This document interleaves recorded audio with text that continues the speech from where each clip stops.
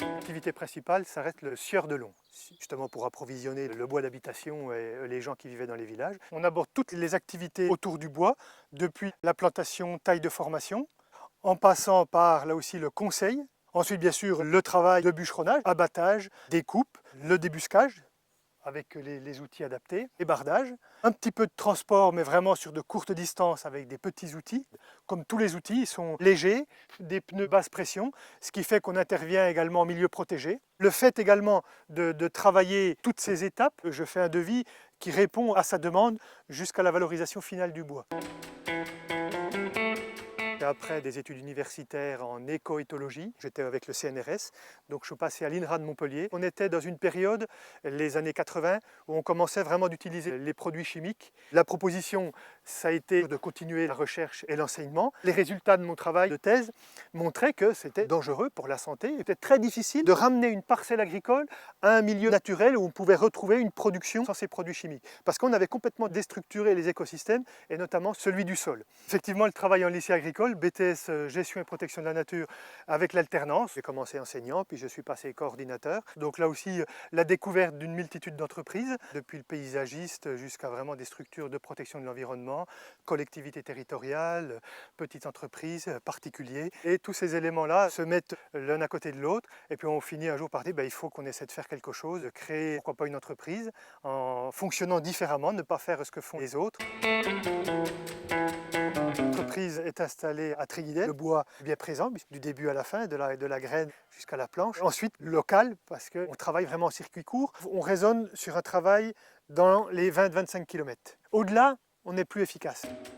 Ça fait 2 ans que l'entreprise fonctionne. L'objectif, c'était pour moi de fonctionner pendant 5 ans, défricher un petit peu le terrain, travailler sur un réseau de relations de professionnels, de consommateurs et de producteurs de bois. Mon objectif, c'était de faire une période de 5 ans pour installer 5 jeunes sur le département des Côtes-d'Armor. Et c'est allé plus vite que je ne pensais. Aujourd'hui, il travaille en partie sur mes chantiers, il a ses premiers chantiers à lui aussi. On travaille ensemble pour valoriser le bois au maximum.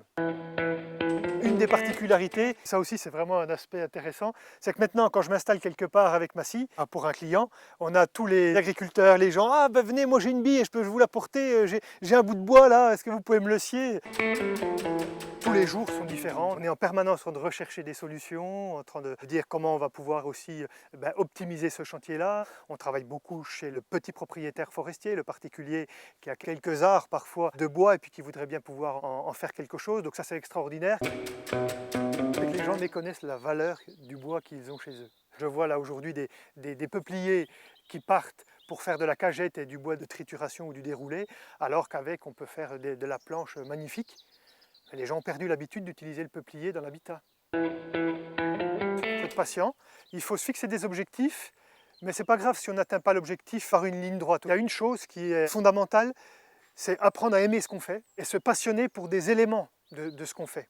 On amène tous les outils au pied de l'arbre plutôt que de transporter les arbres. On dit que dans un arbre, on a 3 parties en volume de matière sèche. On a la bille pour un tiers.